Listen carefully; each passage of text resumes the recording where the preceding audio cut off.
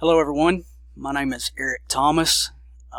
In this presentation I wanted to go into a little more depth on Module 3, the Design and Development of Adult Learning Curriculum. As an instructional designer, we deal a lot with the ADDIE model process of course design, and I wanted to kind of go into how some of the adult learning strategies and characteristics have impacted my prior work in course design. So like we see in many of our soft chalk modules, here's the andragogy model. What I'm going to do for this presentation is kind of go into these two outer rings, the goals and purposes for learning, and then the individual and situational differences, how they've impacted some of my prior work in course design. So the two courses I'm going to look at, one of them is a Fundamentals of Fantasy Football course. These are two classes I've worked on throughout this semester and kind of built them for other classes.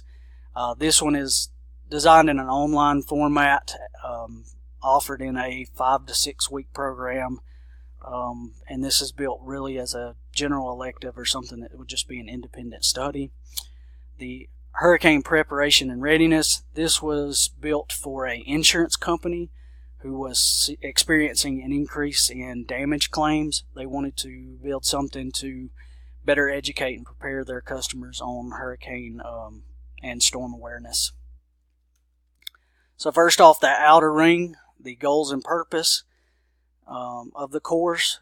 The fantasy football course is going to kind of be given or driven by the individual learner. So the objectives, all the activities and assessments, they're going to cater towards more what the learner wants to get out of the course, what learning income they're taking the course, what they're wanting to get out of it. So for example, if we did surveys and feedback and we showed that the learners wanted to learn more about Dynasty format, we can incorporate that into the objectives and activities. The Hurricane Prep, in contrast to that, is kind of driven by the insurance company, the institution. So our objectives and our assessments and activities kind of need to build towards the learning outcome that's being set by the insurance company, what they want to see the learner do at the end of the course. Another added element here is the insurance company provides some external motivation. They're actually, to gain more participation and to get full advantage of their customers taking the course, they're offering a discount on the policy premiums when you complete the training. So that's also something we need to take account for. In the middle ring, we see the individual and situational differences. For individual learner differences, I've kind of highlighted two quotes here that I think are important. The first one deals with motivation, and that's you need to identify what makes your learner, what makes them tick, what compels them to prioritize and take action.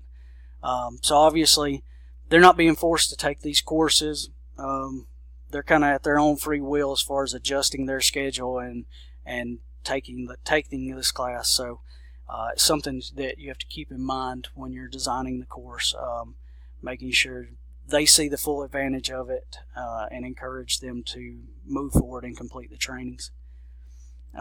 Second quote is, learning takes place best when it is tied to and built upon past experience.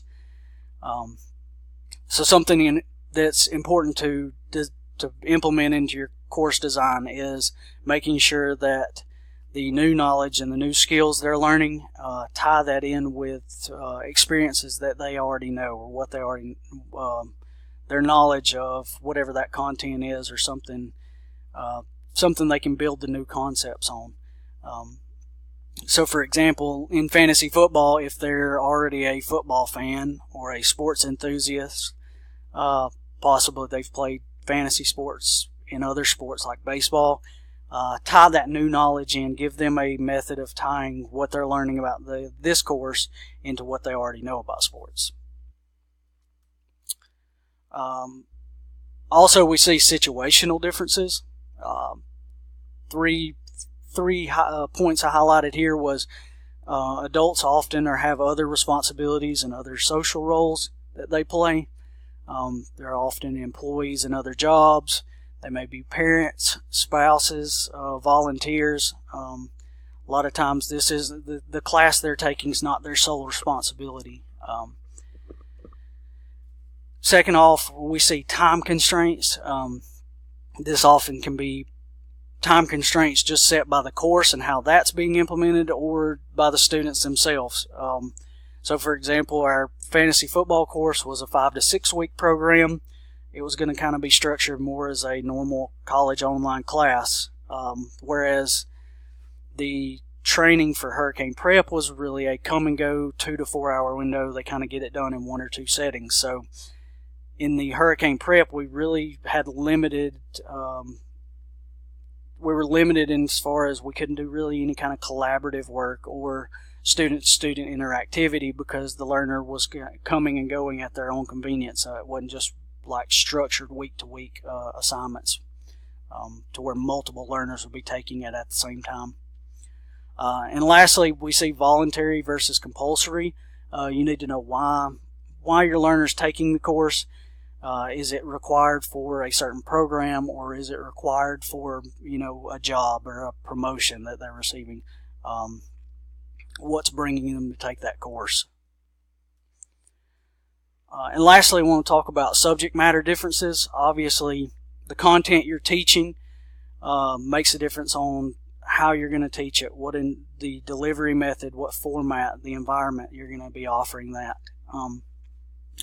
So one of the articles I read said that the most important thing and the first thing you do is to decide what your learning outcome is going to be. And it actually described it as the real life destination. So what you want your learners to be able to do at the end of the course. And then you're going to roadmap that process to get them there.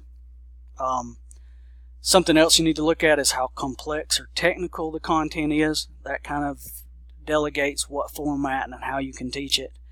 And also as far as what instructional methods or assessment techniques, how you're going to implement that content.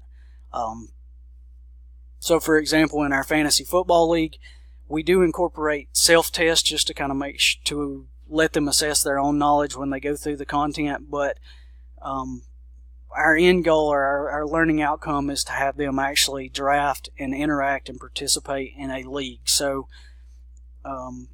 it's a lot more effective if our assessments and our activities have them participate in an actual draft, have them make moves in an actual league, versus just offering them a lecture or just having a multiple choice test on that. Same thing with the hurricane prep. Our learning outcome was to have them complete tasks such as setting up an app for location-based alerts, weather alerts, completing stuff around their home to prepare their property for an oncoming storm. Obviously, that hands-on, that simulated experience is more effective in getting to our learning outcome than just providing lecture or just doing a self-directed test to see if they know how to do it. So obviously what you're teaching them has a big impact on how you're going to assess and how you're going to complete your objectives. And that concludes my presentation. Here are my resources that I've used for this presentation. You can kind of go and look through them at your own convenience. I hope you guys found this interesting and learned something from it. Thanks.